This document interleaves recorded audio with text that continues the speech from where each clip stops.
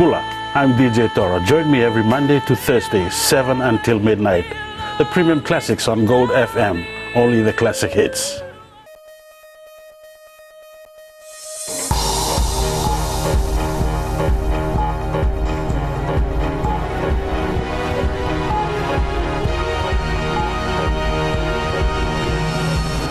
Tonight, mother appears in court charged with manslaughter. Sugar Workers Union says there's still time to pay for pay negotiations. And senior police officers receive media training.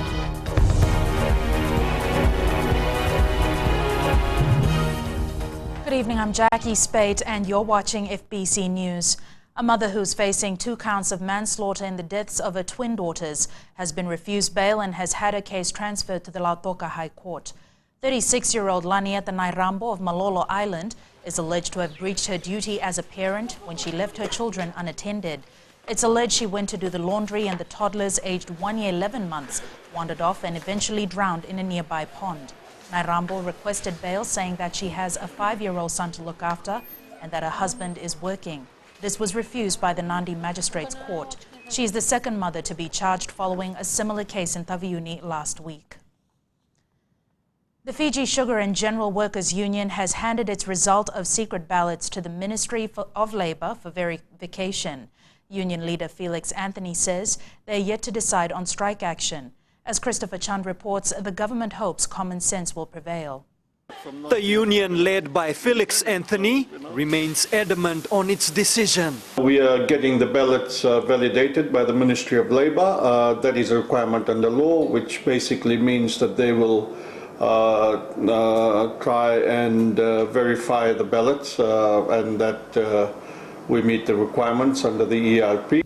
Attorney General Ayah Syed Kayum has stated that the Bainimarama government can't allow the actions of a minority to lead to the collapse of the sugar industry. The executive committee of the union will actually take a decision on when and how to go on strike. A strike by union members at FSC would have a significant impact, especially since it's in the middle of the crushing season. We are prepared to enter into dialogue. We are prepared to go to the table, sit down and attempt to resolve that. Strike action is going to be the very last resort. It is something that workers and the trade unions don't take delight in doing. The government's main concern is for the 200,000 people who depend on the sugar sector for their survival. Christopher Chand, FBC News. We now join Chris live from the West. Chris, can you shed some light on where things stand tonight with the union and FSC? The union is now waiting for the Labour Ministry to verify the ballots, after which the National Executive Committee will decide when and how they will go on strike. Once this is done, the union needs to give 21 days notice. However, the Ministry of Labour has the mandate to try and resolve the issue before it goes to industrial action. Thank you, Christopher. The suspension of the Fiji Labour Party for failing to comply with the key financial provision of the political parties decree has been lifted. Registrar of Political Parties Mohammed Saneem says the FLP is now free to operate, function, represent and hold itself out to be a political party. The Labour Party today paid $6,300 owing to the Registrar's Office for the publication of its assets and liabilities as required under the decree. Cybercrimes, money laundering and transnational crimes continue to emerge in Fiji. But the Financial Intelligence Unit says they're on top of things. 579 suspicious transactions were reported last year, and as Ritika Pratap reports, there's been a general increase. There were 15 incidents of cybercrime last year. People were duped out of their money through internet banking. Unauthorized transfers were done from their accounts by international hackers.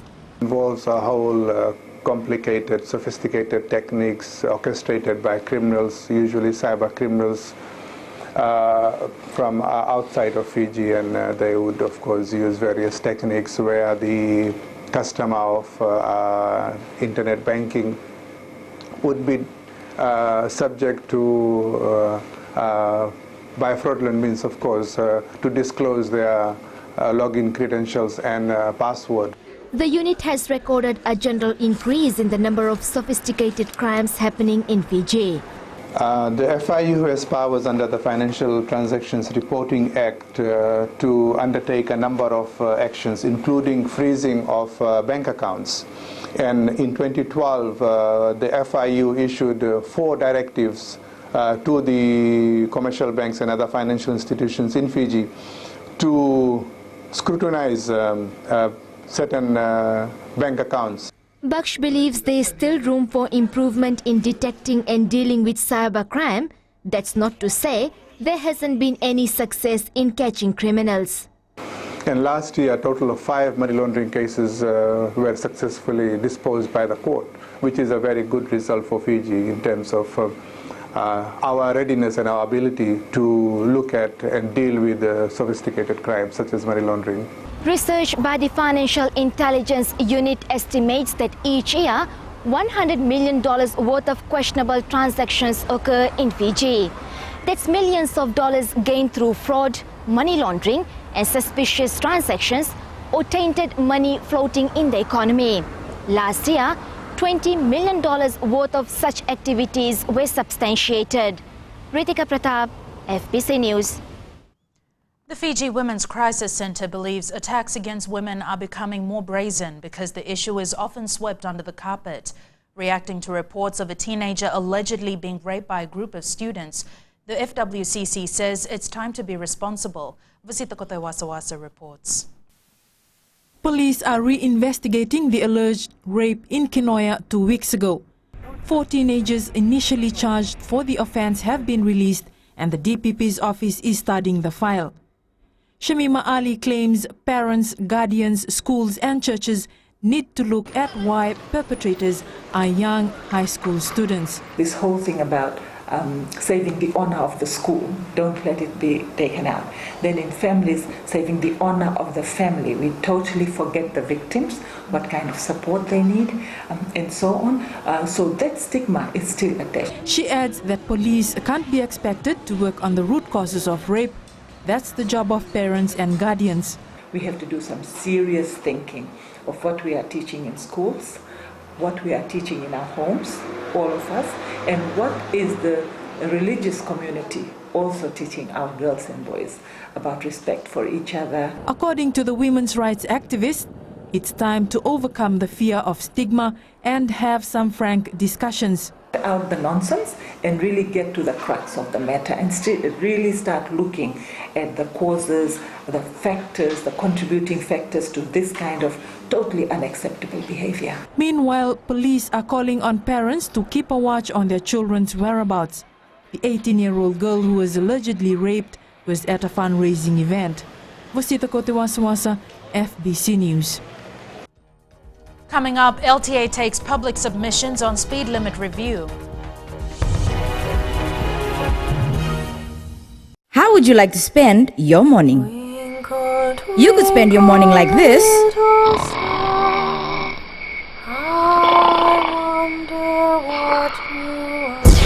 Or you could spend it like this.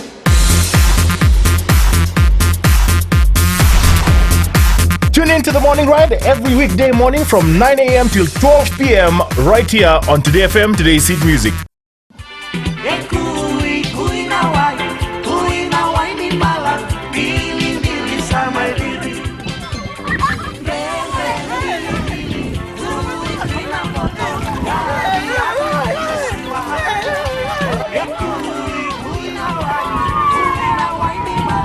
Nimbula, methangu nimilote na isoro tumboa. Nama kia umena rua kina ona na via kavi monite kina wakarambuka. Rongo mena via sana kina via baka barota kini ndreko malolo. Ena radio Fiji wana na wongani via niano. Ngai nama kia kina.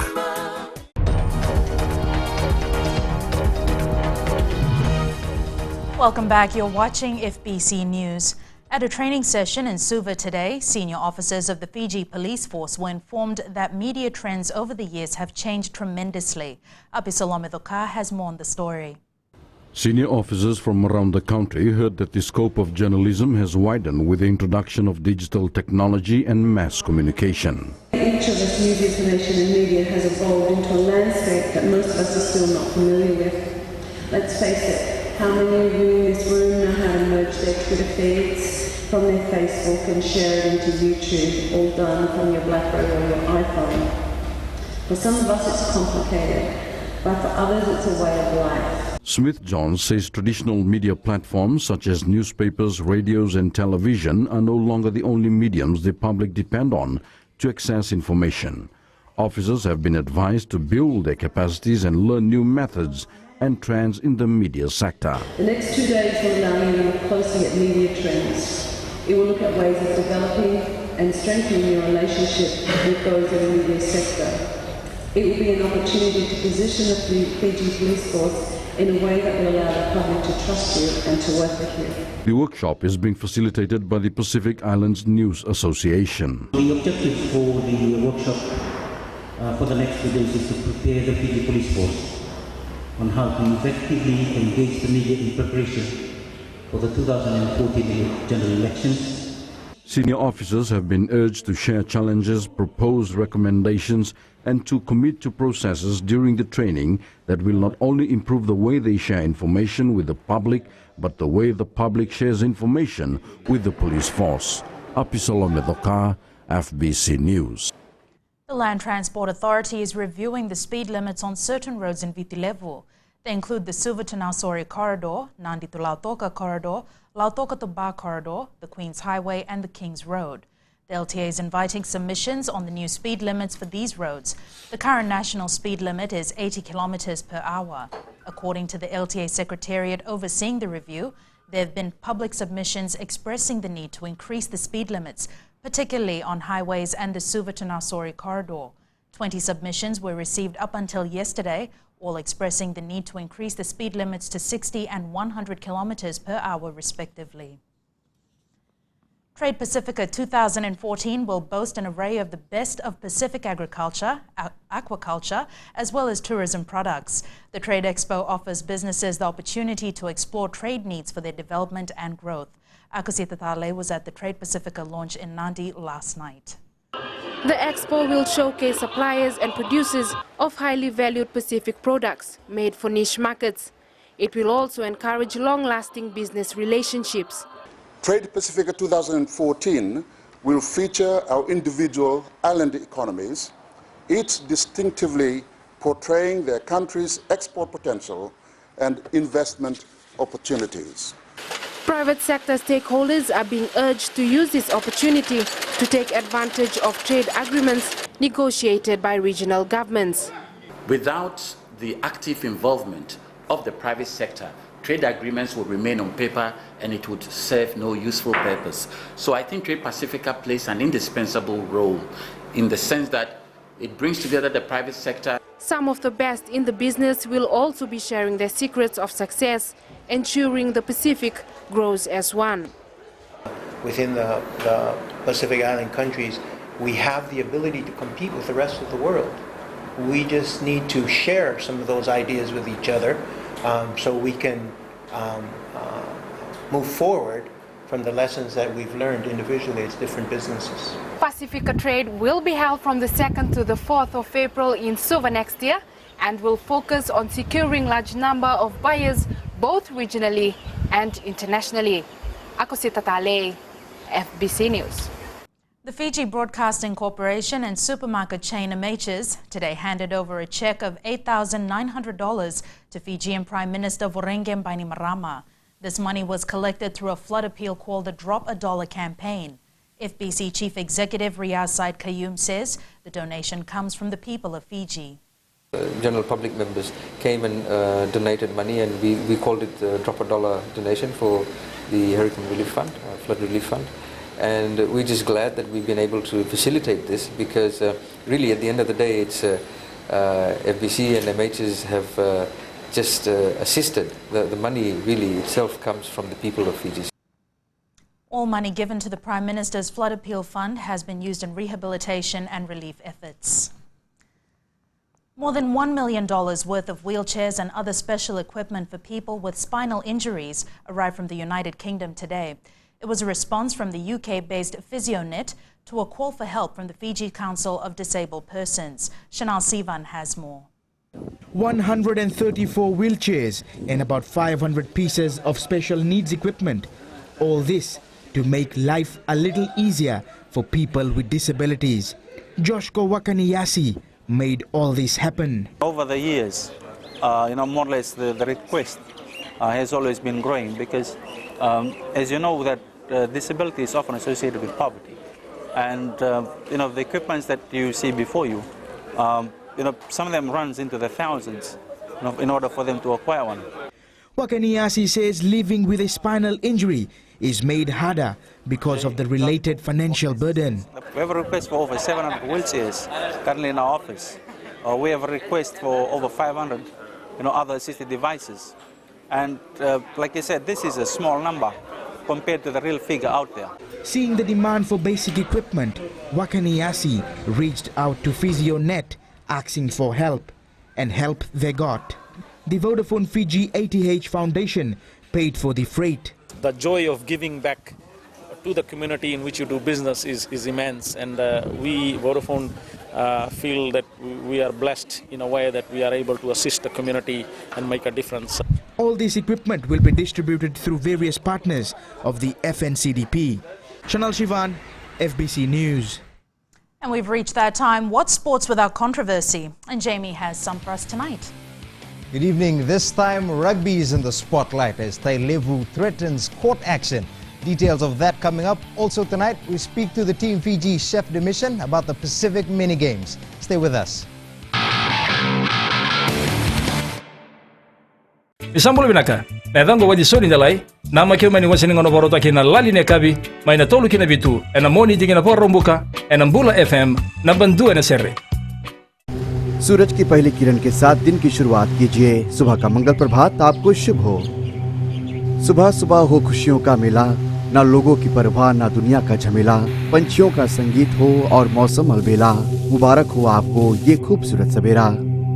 हर सोमवार से लेकर शुक्रवार तक सुबह 6 से लेकर 9 बजे तक शामिल रहें रेडियो फिजी 2 पर हम सफर में रविंद्र सिंह के साथ।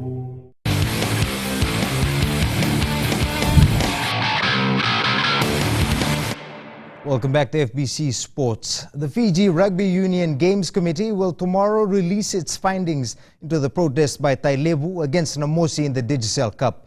Tailevu had lodged the protest against Namosi on the eligibility of player Silivinuse Davindi, whom the claim was not cleared by Naita Asiri to play for Namosi. We feel at Tailevu that, in order for us to move rugby forward, we have to be, the transparency and good governance. Why were we sent rules and regulations from FRU that omitted the very clause that states about players' eligibility? And if they were released, when did FRU give the approval that the players released? Meanwhile, the outcome of Nandrunga's second appeal against the awarding of its first round match to Naita Asiri will also be known tomorrow. 108 athletes from Fiji will converge on the French territory of Wallis and Futuna at the end of next month for the Pacific Mini Games. Team Fiji chef de mission Alini Sobu says despite the islands being one of the smallest territories in the region, they have been assured that all venues and facilities are ready. Shelvin Chand has more. Wallis and Futuna land area is just 264 square kilometers compared to 18,000 that of Fiji's. But despite the disparity in size and location, Team Fiji has faith in the organizers that all is well and ready. Apparently when they bid to host, they were comfortable in hosting the 8 sports that they are hosting. And the venues are all ready. When we visited when we had the meeting of the chef de mission last year, the venues were well underway. So, if the venues are ready, how is Team Fiji doing? The 8 sports are all preparing well. We have a contingent of 108 that we are taking across, which includes the headquarters and the medical team and the athletes and officials. For Fiji, who topped the medal tally in the last mini games, this year will be more challenging. We aim to get us the maximum medals that Fiji can win to bring back and be proud to represent the country at the Wallis and Futuna game. The Pacific Mini Games start on September 2nd and ends on September 11th. During this time, 22 countries will compete in 8 different sports. Shalvin Chand, FBC Sports.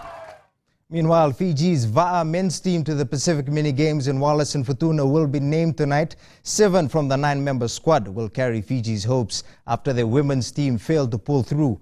As Elena McDonald reports, there'll be one female representative, though, who is expected to be a strong medal contender.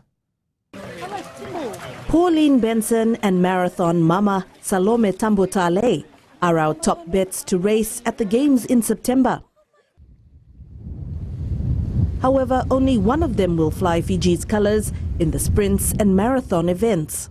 Pauline is the representative for both events at the moment. At the moment, she's ranked number 1 locally. Salome is ranked number 2. Focus, though, is on the men, who have recently fallen short of a medal at recent games, but hopeful of a strong outing in the V6 races. Our main rivals would be Tahiti, Wallis Futuna and New Caledonia, all French territories, and Fiji will do very well. We have a lot of confidence in our men's team. While the mini games is important, Fiji Outrigger's future depends on building a wider athlete base. Ranges from 16-year-olds to 60-year-olds. At the moment, the 60-year-old is winning. So we still got it. Hopefully, those going to Wallace and Futuna will set the benchmark for the 2015 Pacific Games. Elena McDonald, FBC Sports. The Fiji Football Association says teams have until the transfer window shuts at midnight this Sunday to apply for the release of players from other districts. Fiji FA Chief Executive Bob Kumar says they expect the transfer process to heat up this week. He says they have not received anything major so far, apart from Apisai Smith wanting to move from Navua to Rewa. Kumar adds, for the Inc. Mobile Battle of the Giants, teams can only register those players in the 22 who are registered in the 30-member squads. Meanwhile, Roy Krishna will not feature for Lombasa at the BOG. He has club commitments with his Waitakere United team. And the 15th FINA World Swimming Championships in Barcelona, Spain has become more than just an event for Fiji swimmers. In fact, for Matelita Mbuondromo, achieving first place ranking in a 200-meter individual medley heat is the icing on the cake for an already fantastic experience. She smashed her qualifying time by almost 10 seconds with a result of 2 minutes 27.56 seconds. Meanwhile, Caroline Pormao clocked outside her professional best in the 100-meter butterfly to finish in 1 minute 4.72 seconds. Douglas Miller smashed 0.27 of a second to set a new Fiji record in the 100-meter breaststroke. The previous national record holder was Callum Liu, who set a time of 1 minute 9.19 seconds. Our Fiji swimmers will race again tomorrow. And that's it from Sports Tonight. Good evening.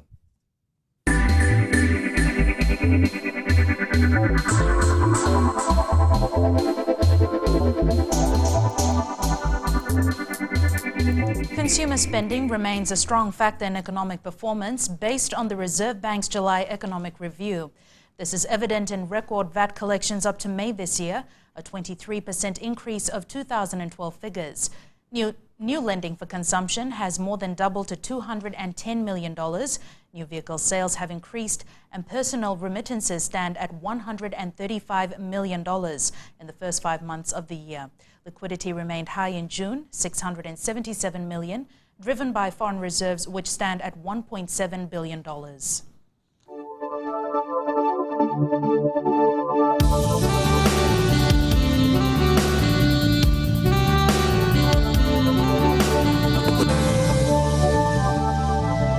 Weather time now. Jen, how's things looking today? Hi, Jackie. A wet day in Suva, Savo and Lombasa, with frequent periods of clouds and showers throughout the day. Conditions were the opposite for Nandi, Ba and Lautoka, which experienced fine weather. A sigh of relief for most today with warm temperatures, 31 today's highest in 3 major centers, a degree up from yesterday. 27 in Suva and the Hidden Paradise was the lowest. Tomorrow sees rainy conditions dying down in Lombasa, while it continues in Savo and the capital. A trough of low pressure with associated cloud and rain lies over the eastern side and is gradually moving eastwards away from the group. Photo of the day now. What you see behind me are the stunning hills of Law in Vakandrove. This overlooks Mutha Bay and was taken by Tivita Thurangatani. I'm sure Tivita must have looked out over those hills and said Jack's famous line from Titanic. That's weather. Thanks so much for joining me. Thanks so much for that, Genevieve. A quick look at the headlines. A mother of twins appeared in court today, charged with manslaughter after her daughters drowned last year. Fiji Women's Crisis Centre says it's time to stop sweeping the rape issue under the carpet, and Sugar Workers Union says there's still time for talks over pay issues for sugar mill workers. To the poll question now, and we ask, is it still relevant for Fiji to be part of the Pacific Island Forum? Visit our FBC website to take part. Remember to send us newsworthy pictures and videos. Email citizenseyes@fbc.com.fj. That's your news tonight. See you again tomorrow. Modemanda.